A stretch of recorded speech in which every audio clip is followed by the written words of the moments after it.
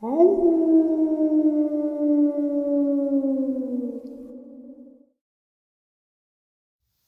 greetings and salutations, everyone. I hope everyone is still doing well, and welcome to this night ending bonus. Before we jump into it, a couple quick links.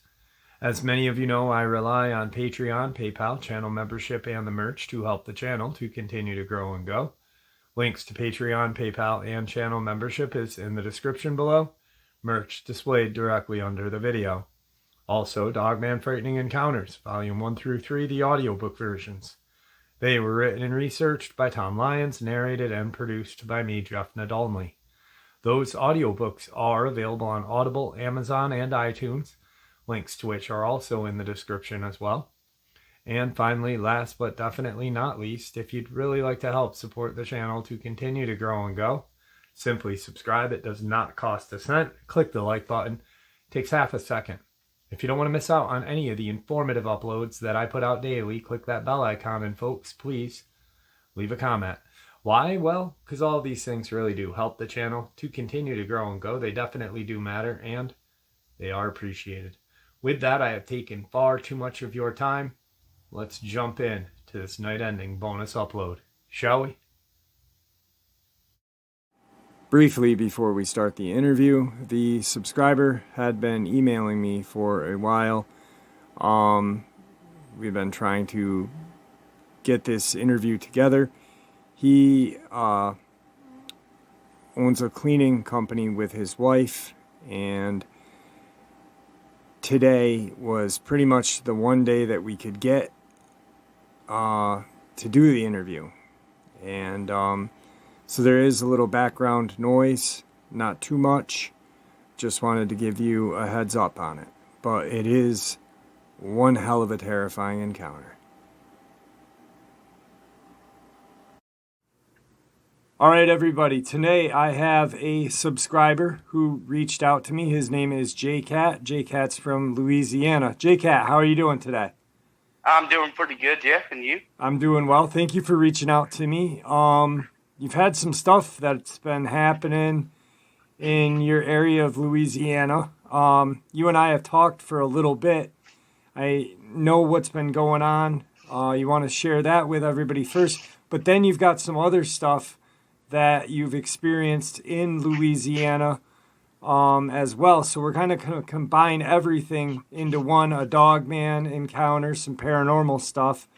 So I'm going to turn the floor over to you, and you can start the show with what's been going on recently. Alrighty, my name is J-Cat, everybody. Well, just a couple of days ago, we experienced a few things around our home. We've been experiencing for a while now, with the rotting smells from when we come out the door. And the other night I was going out to get trash, and I had my two small dogs with me, and my dog growled and looked the other way, and I turned around, because normally when they growl, they're normally growling at a cat or something that's around. It's most normal dogs. But she went berserk and took off running towards the camper door and literally ran her head into the door. And when I turned and looked as my other dog was barking, I see a dark figure. It was really tall. It actually was. I guarantee you, the way I could see it, it was around 7'1", 7'2". It was actually a very tall figure. And, I went back in to tell my wife what was going on, and my wife was kind of freaking out. And I told her, I said, well, I got to still go get the trash can. So I grabbed my pistol. Right. I don't want to be, I'm not scared of anything, but this actually scared me very bad. So I grabbed my pistol and I go out to get the trash. Well, my wife said, whenever I was walking out to get the trash, that the camper started shaking. And, and I forgot to say that the figure did kind of disappear. Okay. I didn't see it after that. It did walk off, right. Fast, very fast. So now, I don't understand why it would be shaking the camper. Well, yeah, I mean, when you came out of the camper, you were walking out to the trash, where was it in relation to the camper? So when you're standing out when you're looking out my camper door, Mm-hmm. to the left side is the road, by the road, towards it actually. And then the right side is behind my parents' trailer, and they got a little bit of woods back there. And, it's a lot of vegetation that needs to be, taken care of. And that's where it was on side of a pump shed. There was a pump shed back there, and the pump shed is literally 10 foot high. Okay. So this kind of scales to where I could see exactly. I don't know if maybe it was bending down, but it looked around about 7'1", 7'2". Okay, so you were using the pump shed as like a reference point for height. Basically. Okay. And what I'll do for you, Jeff, coming up is I'll take pictures of the pump shed and everything and show you exactly. And I'll stand on side of it and have my wife take a picture, and I'll hold my hand about where, I seen the figure's top of its head. Okay. Because I stand 5'9". All right. So I can reach over 6 foot, and it'll be scaled above that. Right. And to answer your question, I think possibly these creatures, whatever it is, Dogman, Sasquatch, they enjoy, scaring human beings. I don't know if it's a sense of humor or what, but they have a tendency of scaring humans. So maybe that's why it decided to shake the camper. You did notice some smells around that time too, you said. Yes, it kind of had like this rotting carcass smell. Okay. You know what I'm saying? Like a dead animal that's been bloated in the sun on the side of the road, and you pop it, you're going to get a bad smell out of it. Yeah. Absolutely. And it almost gagged me. That's how bad it was. Right. And I don't gag easily, because I do a lot of hunting and stuff like that, Right. Yeah. Definitely something. Is there anything else that's been going on in your area of that nature? Well, besides last year, around last year, they had that loud roar that I heard that one time. Okay. It ever since after the hurricane, we've had a lot of things. Like we were back home right after the hurricane, and I thought it was somebody messing around in the woods by the house. Okay. And I went out there with my gun, and because you could hear them right outside the camper window, walking through the woods, and it was really loud. Even my wife heard the noise. And it just didn't sound like an animal. I said, somebody's out there, and at that time, in hurricanes, there's a lot of looters, that went on with, Katrina and Rita. Rita, you don't want someone to come and think you're not home and try to break in your home, or either try to break in your home when you have your small child there. Right. And so I went out there, and, I went out to the left of the camper, out the front door, and the way the road goes is we live in the beginning of a subdivision. Then they got a little, road that runs on the side of it. So I went around the corner on the back side of the property that was against the road. And there's, thick vegetation. The hurricane knocked a bunch of trees over in through there. So I heard the noise, and then I hollered. I said, hey, if you're planning on coming to mess around here, you're badly mistaken. And I did rack it around into my pistol. Right. And it stopped. I said, your best bet is to get on out of here. And whatever it was did take off running. It did. And I never seen it come out the woods anywhere. It just kept running and running and running. And, in the way the little... it separates the road from the house's property. It's probably maybe about 13 foot wide of the little bit of woods, It's kind of like a barrier for everybody's property, towards the road that runs on the side of it. So it ran all the way behind all the houses, and there's like 4 houses after ours, and then it goes to the boat launch where there's swamp and the river runs through and everything else. So, there's plenty of time for it to get away really quick back there, because once it gets past a certain point, there's no more home. Right. It's just straight woods and, swamp. Yeah, that's so, crazy. So that was the second part, Now, you've had a lot of, we talked about this, and, while talking to you, you had mentioned the first two, and then we talked about, you had some very interesting paranormal encounters, but these paranormal encounters, they all kind of have a dog canine feel to them. So I kind of would like you to share a couple of those with us. The one I'm interested in is, you told me about a kid who disappeared and then came back, or was found. He was lost or something. You want to go into that real quick? So his name is Jackie Parker. He's around my parents' age, which my parents are in their 60s, their mid-60s. Well, about 100 acres of, farming land, and a lot of woods in there and stuff. So he was out playing in the woods one day, and I guess he went too far, for, his parents' liking, and ended up getting lost. So he was explaining to me that when he got lost, they could not find him until the very next day. And he was, what I understand, at least about 6 miles into the woods. That's a lot of coverage for, a child that's maybe 9 years old, 8 years old. Yeah. That's about the age he was at when this happened. Especially in Louisiana, because you've got swamps, you've got thick. Exactly. Yeah.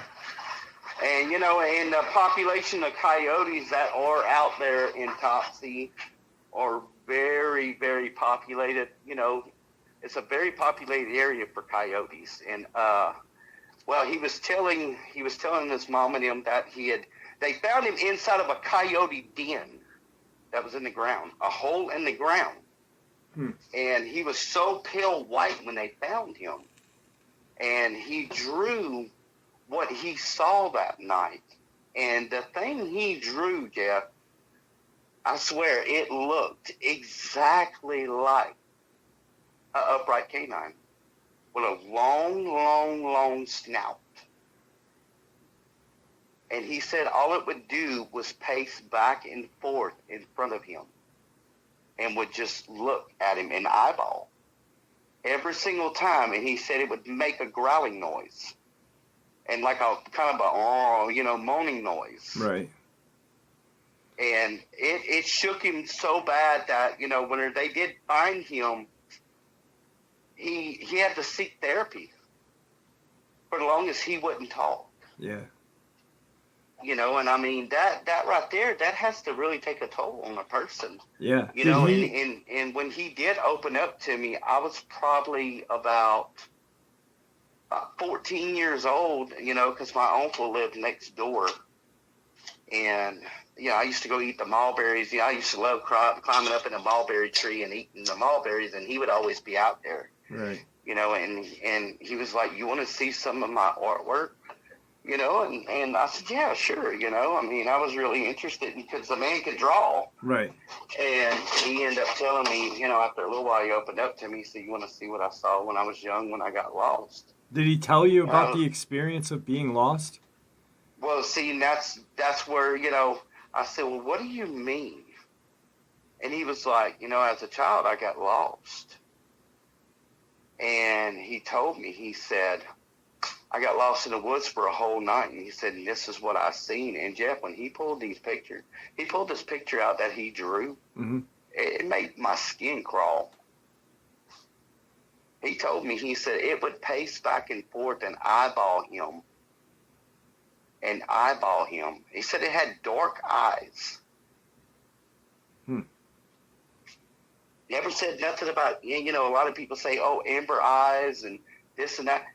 He said it had pitch black eyes. Okay. and he said it would just pace back and forth and just growl at him and breathe.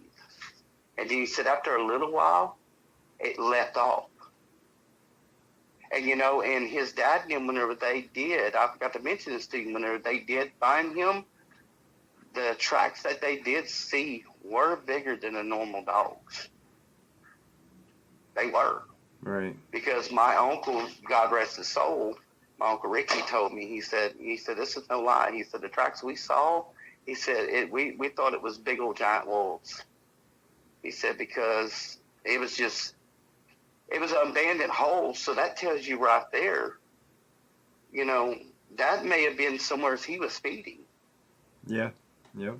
That animal could have been feeding, No, he just walk, he didn't, because I was curious, like, did he share, hey, I just, like, did he share how he got lost, or was this creature, did he just get to the den and then all of a sudden this creature just showed up there, or?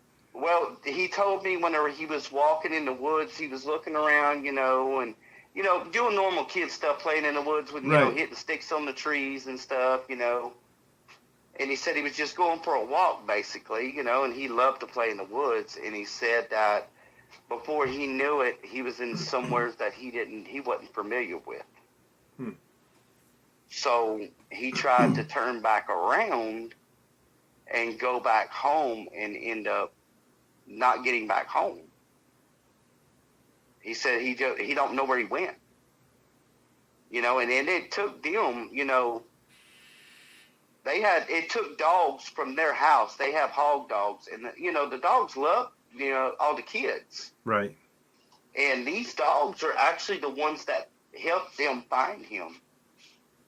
There was a search party for him and everything. There was people looking all over, all the neighbors. And the dogs actually are the ones that, because they trade, curs down here for hogs. And them old bloodhounds, and they actually are the ones that found him. If, my uncle said if it wouldn't have been for the dogs, they would have never found him.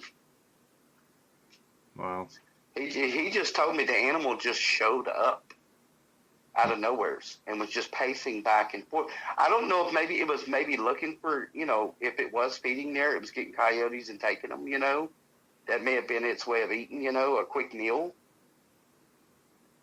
And then it seen him there, and it just like, what is this, in here? Why are you in here? And he said it would just eyeball him and just kind of growl and breathe real hard. And he said after a little bit, it just turned off and just took off running. And he, the picture, I wish I could get hold of this picture because I would show you exactly what it looked like. It was the way it was standing up. It had hawks. Like a dog. It was bent backwards. And, right. And the wrists were slightly curled down with, dangling hands. And he said that the fur was real thick around the shoulder and neck area. All right. Yeah, that's crazy. I mean, I don't... That's almost like one of those, missing persons, the quote unquote missing 411. Luckily he was found, but that right there kind of leads me to think that, hey, there is cryptid involvement in a lot of these disappearances that are happening. So, yeah. And that's the whole thing, Jeff, is a lot of people, 411, it's just a person being goofy and they went off the tread. They ain't seen nothing, they were just scared. A lot of these people see things that are unexplainable. Yeah, absolutely. Absolutely. I mean, this guy was so sincere. He had tears in his eyes when he was telling me this. Yeah, and he was older than you. He was in his 50s or 60s at that time when he was sharing this? No, he was actually probably in his late 40s at that time. Now he's in his mid 60s to late 60s. Wow, so I was around 14, 15 when that happened. Yeah, it's a traumatic event for someone. That's wow. And my uncle, God, like I said, God rest his soul. He told me, he said his brother never opens up to no one. You know, and I mean, you know, I'd always go over there and say, hey, Jackie, you know, and you know, we'd go eat mulberries and everything else. And I mean, for him to just come out and tell me this one day, it was just crazy. Yeah. You know, and my mouth just dropped when this man come out with this. I was just like, wow. Just, it makes your skin crawl, Yeah, you know, it when does. you see a picture like that, you know, and you just, it made me lose words. I was stuttering. Yeah, I mean, well, you know, was this where he was lost? Was that around where you were at the time? Yes. So, I mean, yeah. You're 14, 15 years old. You're hearing a story about something that lives right around that area. Exactly. I'd imagine it'd scare you very badly. Definitely crazy. Now you've had some. I've been chased by coyotes, you know. Yeah. And they only chase you like whenever we would go rabbit hunting. They would chase us, you know, when we had dead rabbits because they wanted the rabbits. You know, so that's how I knew. You know, even if you got into a coyote's den, Jeff, they're gonna run off. You know. Yeah. They'll more than likely run off. You know, unless they have pups around. You know, it's a female with pups. Right. Yeah. Like any animal. It was just... Speaking of that, you just made me remember something that we were talking about. Is in the beginning, what's been going around your house lately? You've had deer coming into your yard, which is very unusual. Yes. And then we were talking about, you know, something's pushing the deer into your yard because, I mean, you've lived in that area for quite a while now. 15 years. And how many times have you had deer in your yard? Never. Up until now, right? So. Up until now. And you know, even my wife said the same thing. My wife, you know, she's been around for 7 years now, and she's never seen a deer nowhere near my yard. And all of a sudden, I have a doe, and I'm outside now, Jeff, standing there, and this doe has not ran off yet or her fawn. And then they slowly, gradually walked off. Right. Like I said the other night, like, and you just said too, I agreed with you when we talked earlier. Something with these, the hurricanes, after these hurricanes, shit gets stirred up. You know, after Katrina, after Rita, after Hurricane Michael, and you know they're just they hit. Because Laura just hit us 8 months ago? Yeah. 9 months ago? Yeah. You know, and it hit us hard. It hit, you know, believe it or not, it hit us harder than Rita and Katrina did. You know, I mean, it did. It destroyed Lake Charles really bad. You know, and put a lot of people out of homes. Yeah. And there's still people out of homes. It's crazy. Now, you've had paranormal stuff happen out in Louisiana. But is that the last of the cryptid stuff that you've encountered or seen or heard? Well, the only other one is, you know, whenever I was a young boy, you know, it was around 1994, I think it was. You know, and my older brother's only 45, so he was, you know, in his teens at that time, and I was probably around about 12 or 13. Okay. That's right. And we used to, you know, in Louisiana, we rabbit hunt. Right. You know, I mean, that's how we are. We love it. Yeah. You know, and I mean, we do it at night, which is, you know, it's not really too good, you know, but we do it at night because it's a lot easier to spot a rabbit. Well, so we're walking. There's this hunting club out here called Kenny Gully. And, you know, it's got a little creek that runs through it, you know, and it runs behind some houses, but where we're at, you know, it's quite a few hundred acres of, you know, raw woods, you know, that you got to slip in between branches just to get through it. You know, and I mean, the rabbits, you know, they like to forage up in that thick vegetation. And, you know, and it's easier for them to stay away from a predator. Okay. So we were walking, and I had a 22 rifle. My cousin had his shotgun, and my brother had another 22 rifle. And we were rabbit hunting. We had already killed one, and we were going through to catch, old jack rabbits are, they're pretty big rabbits, And, well, my cousin says, "What is that?" And my brother's like, "What do you mean?" He's like, "Way over there." He said, "What is that in between the trees?" He said, "Is that, somebody playing a joke or something? There's somebody out here?" And I was like, "What are you talking about?" And we looked, and, the flashlights weren't strong enough to actually capture exactly everything. Mm-hmm. But from what we can see, it was fur. And my brother was like, "Oh, that ain't no bear." But, Jeff, the bears out here are maybe 250, 300 pounds, and they're very rare to see. Very rare. Yeah. And they don't stand, almost 8 foot tall. I'm sorry. Right. That would be a dang grizzly bear. Yeah, and bears don't stand for an extended period of time either. It's not something that they like to do. And this thing was blacker than black, Jeff. I'm talking about blacker than black. And you knew it was there. And it was in between a bunch of little, sapling trees, the swamp trees. And there was a bunch of them right there, which is, it's hard to, you got to move around through trees and stuff with your shoulders, back and forth, bobbing and weaving, to get through these areas. And then it starts to kind of clear out further up. And I guess where we ran into this thing at may have been its territory, somewhere where it sits up. Because, don't they like, being inside of real thick areas sometimes? I'd imagine just from everything that I've heard and, they like being around water and thick woods, just places to hide. Yeah, so.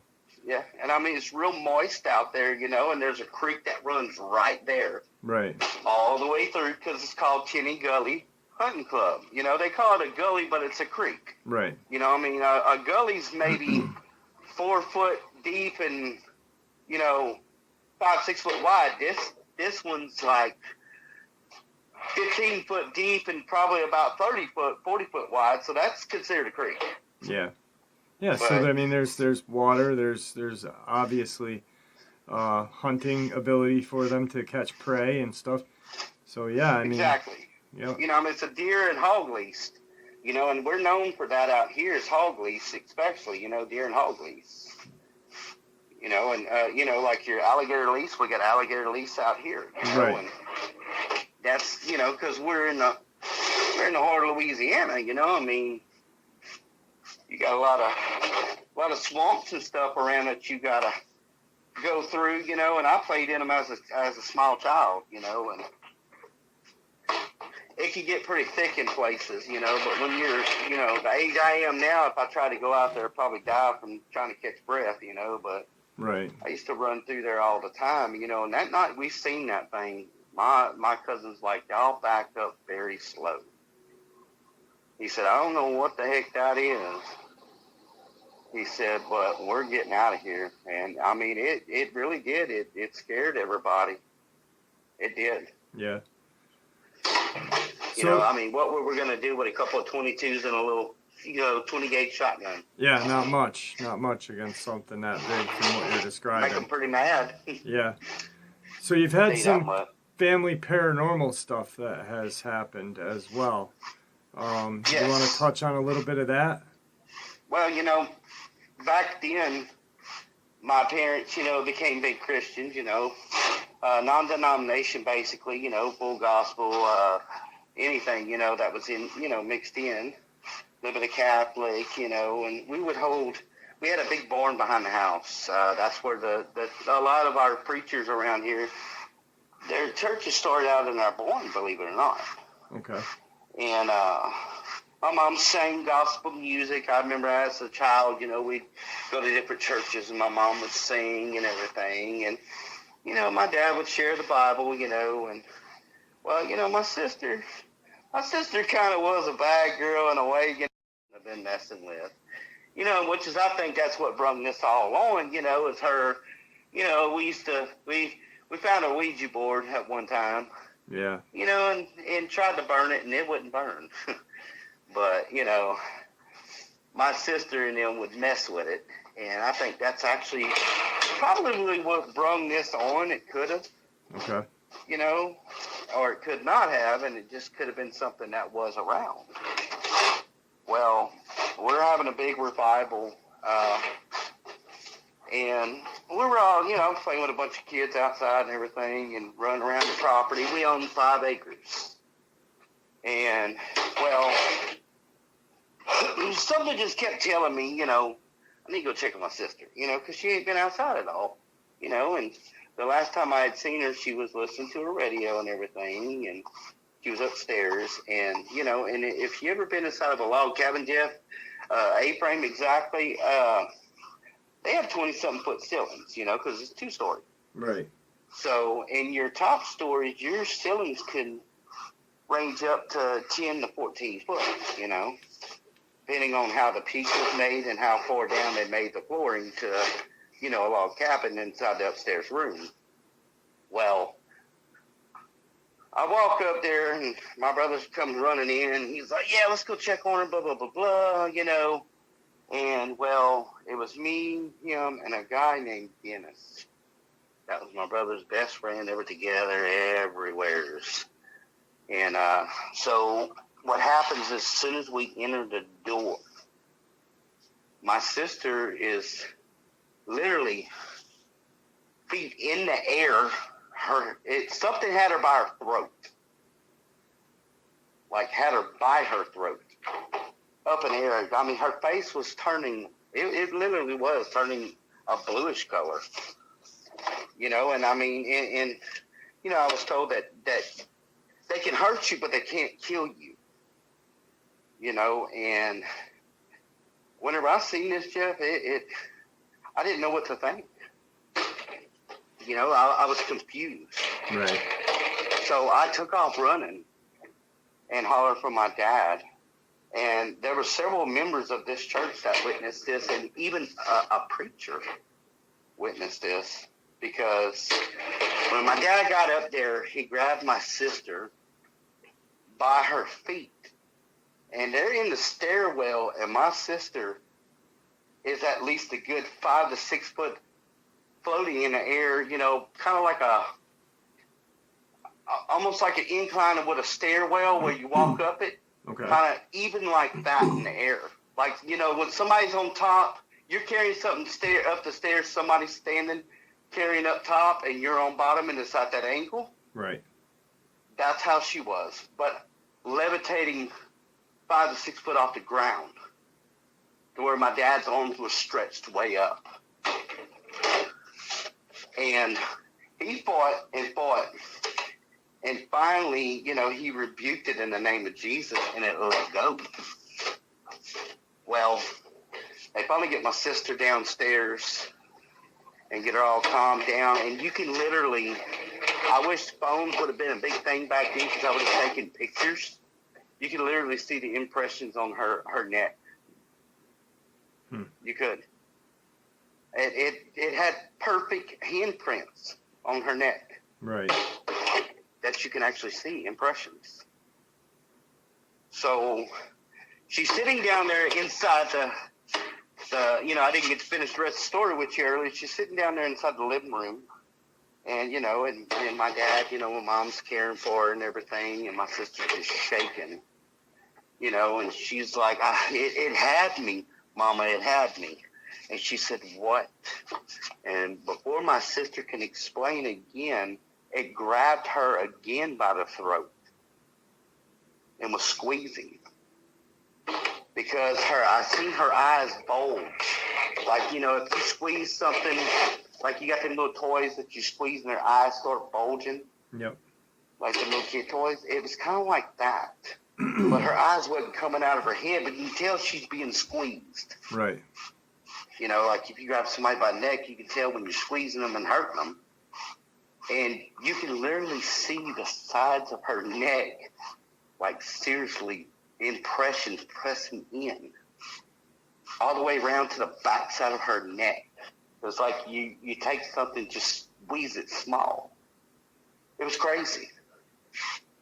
So my dad and his preacher rebukes it again, and finally it lets my sister go again. So after a while, everything calms down. People's in there praying and everything, and it's all calming down. Well, my dad's like, I told my dad, I said, Dad, I said, the angel's got a Ouija board inside of her room.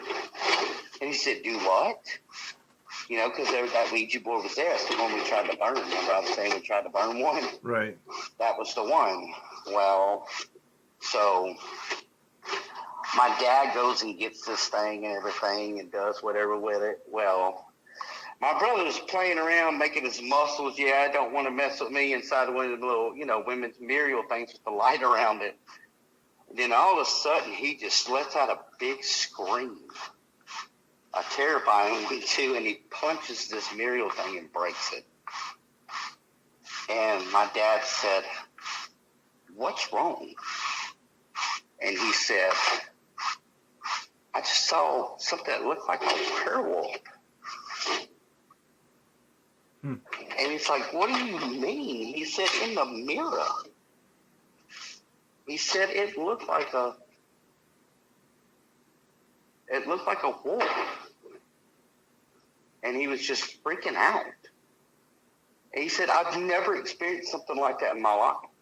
Right. And I told him, and I asked my sister, and my sister said the same thing. That it was like, you hear all these stories about hellhounds. Right. And like I said, I have a cousin that experienced that. That some kind of weird animals. That it was unexplainable. And that could be another, part of your show, Yeah, well, I'll try to get a hold of him. Yeah, I'd like to hear that. But so your brother, essentially, and we had talked about this when you had mentioned your cousin's experience.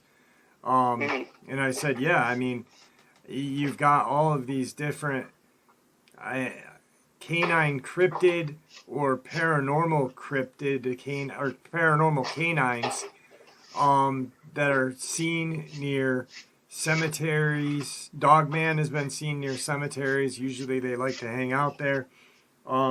Your cousin's encounter happened in a cemetery? Yeah. Okay. They were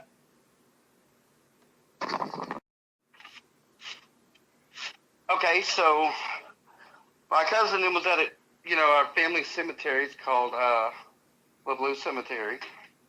And they were listening to music and everything, they just started drinking. They were thinking about doing some fishing because it's called the English Bayou that runs through there. Okay. Well, it's pretty far off the road. It's a couple miles into the woods, They only have like one caretaker around that stays, several hundred yards up the road, and he comes out every once in a while and checks on nobody digging up graves and stuff, which you have a lot of that around. Right. So they're out there and they're jamming and everything, and he said that he heard a bunch of voices.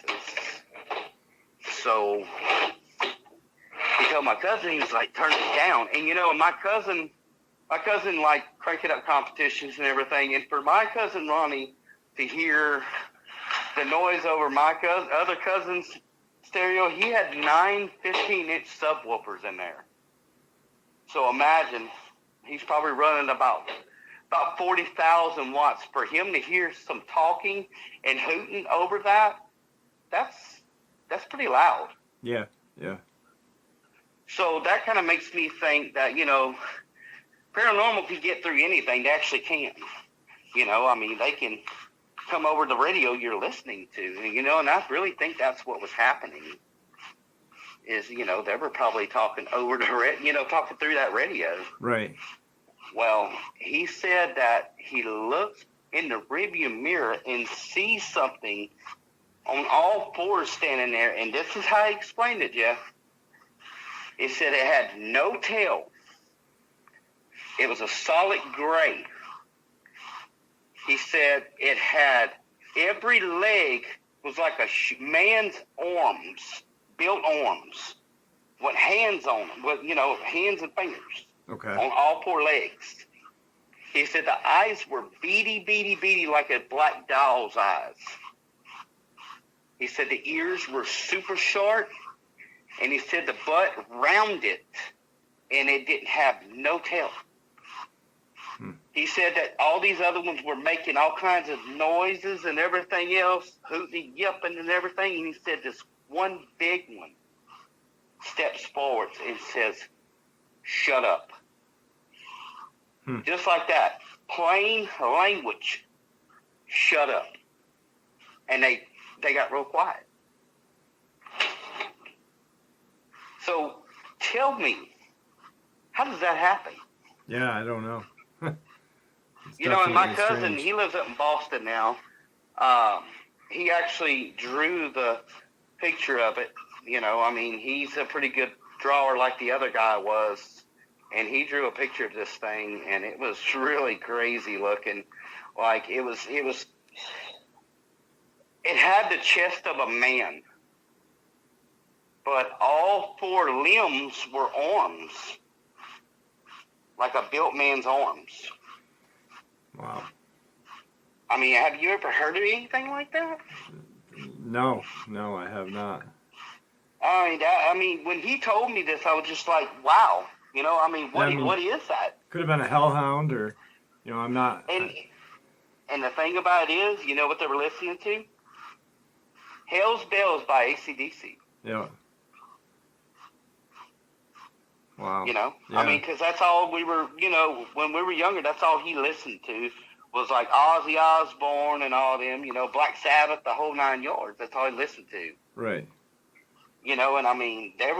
It was pretty crazy, but, the whole thing of it is, Jeff, is to come to find out, I did not know that my cousin, the one that, Ronnie, was into devil worshiping. I never knew that.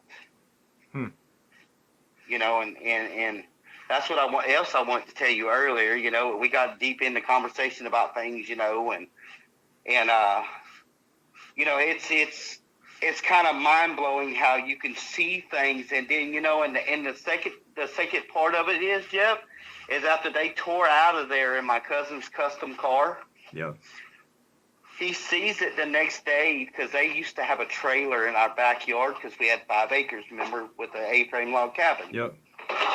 He sees it outside of his window in our very backyard. Yeah. The next day, in the evening time. Now, did he When describe... this all occurred, it was in the evening time. Right. Did he describe the face or anything? He said the face kind of reminded him of like a pit bull, kind of. Okay. And the face kind of boxy looking. Yeah. But just real muscular built looking. Yeah. He said it was just massive. He said on all 4 limbs, he said this thing was over 6 foot. Yeah, that is massive. It was just ginormous. Yeah, that's absolutely huge. It's what do we not know about what goes on, Yeah, absolutely. What do we not know that's out there? Yeah. And that's what a lot of people don't understand. People sit there and they laugh at me sometimes, and they're like, man, I used to have people come up, tell me some of your stories, and I'm like, where did you hear that from? And they were like, a real good friend of yours said he loved listening to, all the stuff that you had happen in your life. I said, well, they're not stories. Right. They're things that happen. They're actual experiences, yeah. Yeah, I told him, I said, that's an actual experience. That ain't no story. That's not like I went over there and made all this up. If nobody believes me on what I tell you, that's on them. Yeah, I know the truth. Yeah, absolutely. And, and Louisiana is a very strange state to begin with, and that's what, when you were talking to me about everything prior to the interview and starting it, I was like, you've got some cryptid encounters, and you've got some very strange canine paranormal encounters, and I was like, this has got to be told, You know, so I appreciate you coming on and sharing this with us. I'm coming up on recording time. I don't want you to hang up, but is there anything that you'd like to tell the audience before we end the interview? Everybody, I really appreciate y'all listening to Jeff. Jeff is a really straight up guy, you know, and my encounters that I come with, which is there will be more that I will be telling Jeff about. Listen to this man. He really knows what he's talking about. He really does. And he's a very sincere guy, and he takes the time to really listen to you. So I really appreciate you, Jeff, for having me on with my encounters, and I, look forward to sharing more with you. I appreciate that. And I just have a platform. That's all I have, guys. So don't hang up. I'm going to end the interview now, and then we'll talk for a few minutes before we say goodnight. So thank you for coming on again. I appreciate it. Yes, sir. And there you have it, folks. I hope you all enjoyed this night-ending bonus as much as I enjoyed sharing it. I'd like to thank you all for supporting the channel. It is your support, after all, that helps the channel to continue to grow and go, and what gives us all a place and a chance to share our experiences and theories judgment-free. Everyone is simply treated with the respect that we deserve. Please, everyone, stay safe, happy, healthy, and ever vigilant, keeping an eye on our children, pets, family, and friends. These creatures are real. They are out there and dangerous. Share this information with those you love and care about, and it may just help save their lives someday. Until next time, never stop asking questions, never stop searching for the truth, and God bless you all.